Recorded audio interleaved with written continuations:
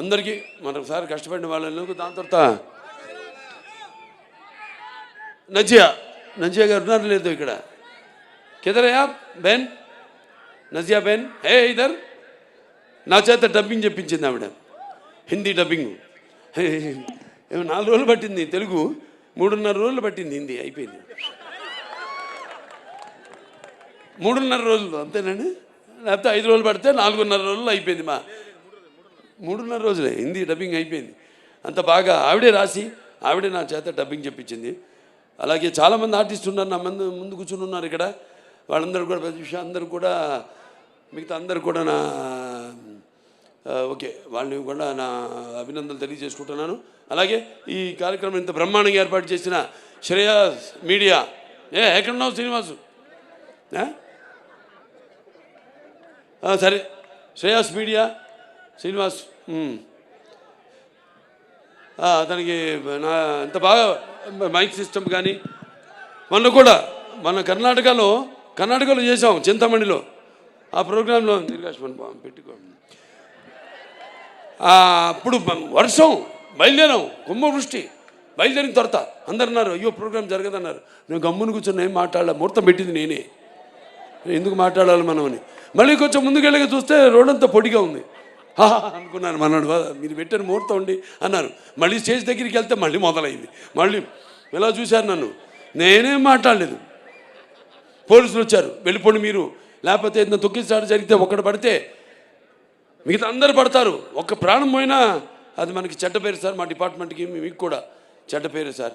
అంటే తెలుగుదేల ఎన్న దేశంపు తెలుగు ఏను తెలుగు వల్లబుండ తెలుగు ఒకండ ఎల్లం రుప్పులు కొలు వెరుగువే బాసాడి దేశ భాషలందు తెలుగు లెస్త అన్నాడు శ్రీకృష్ణదేవరాయలు. అటువంటి మనకున్న సత్సంబంధం వెళ్ళిపోమంటే. అలాగే శివన్న కూడా వచ్చాడు, తమ్ముడు శివరాజ్ కుమారు. ఇద్దరు మాట్లాడుకుంటున్నాం, ఏం చేద్దాం పాపం వాళ్ళతో కోఆపరేట్ చేయాలి ఇదన్నాం. వర్షం అయిపోయింది సార్, ఒట్టి టీజర్ లాంచ్ అని చెప్పి వెళ్ళిపోతాం ఇద్దరు స్టేజ్ మీదకి వెళ్ళినట్టు. అలాగే అన్నారు. స్టేజ్ మీద ఎక్కాం, వర్షం ఆగిపోయింది, 1.5 ప్రోగ్రాం జరిగింది. ఇవన్నీ ఎవరు చలవ? ఈశ్వరుడి ఆజ్ఞ లేనిదే చేమ కూడా కుట్టదంటారు. అది అక్కడికి నేను వస్తున్నాను. సరే, ఏదైనా శ్రేయస్ మీడియాస్ వారికి నా అభినందనలు తెలియజేసుకుంటున్నాను.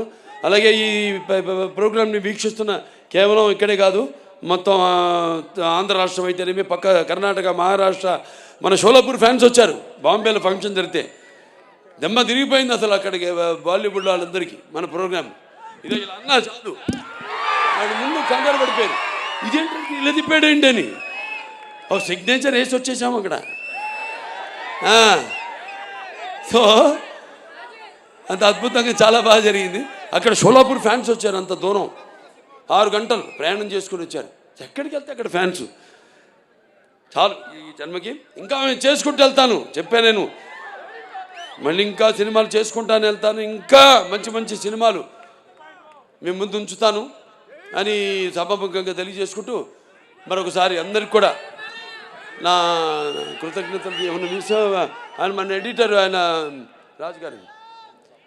రాజు గారికి తమ్మిరాజు గారు, మిగతా అంతా ఇక తమన్ గారి టీం అందరూ కూడా, డైరెక్టర్ ప్రకాష్ గారు అందరూ కూడా నా కృతజ్ఞతలు తెలియజేసుకుంటూ, మరి ముఖ్యంగా డాక్టర్ సురేందర్ గారు ఎక్కడ ఉన్నారుగా, అనంతపురం జగన్, తర్వాత మన కొమ్మినేని వెంకటేశ్వరరావు ఎక్కడున్నాడు, కొమ్మినేని, ఒక సైన్యం. నేను 100 పనులు 100 మందికి అప్పచెప్పను. 100 పనులు 2-3 అప్పచెప్పి వాళ్ళని హింసించి వాళ్ళు వెంటబడి అప్పచెప్పినది కూడా నాది మా నాన్నగారు స్కూలు. సో చూసా అమ్మాయికి అర్థమైంది బాగా, చాలా సంతోషం. ప్రెస్ వాళ్ళు అందరూ కూడా ఇక్కడికి ఈ కార్యక్రమాన్ని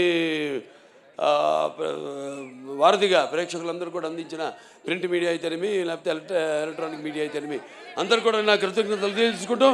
మరొకసారి చెప్పాను ఇందాక, మన ముహూర్తం ముందే ఈ సినిమాలో ఇదేం చెప్పనా, అదే ఒకటే. సో అందరూ కూడా నా కృతజ్ఞతలు తెలియజేసుకుంటూ, నేను ఠాగూర్ నా ఫ్రెండ్, అతను కూడా ఠాగూర్ను కూడా నా థ్యాంక్స్ చెప్పుకోవాలి. మన అక్కడ యూపీ యోగి ఆదిత్యనాథ్ గారి విషయంలో thank you very much for your support. Okay, అందరు కూడా మరొకసారి నా కృతజ్ఞతలు తెలియజేస్తూ, ఫ్యాన్స్ బయట నుంచి వచ్చిన వాళ్ళంతా జాగ్రత్త, మీ ఇళ్ళకి జాగ్రత్తగా వెళ్ళండి. మీ వాళ్ళు ఎదురు చూస్తుంటారు మీకోసం, జాగ్రత్తగా వెళ్ళండి. ఓకే, జై హింద్.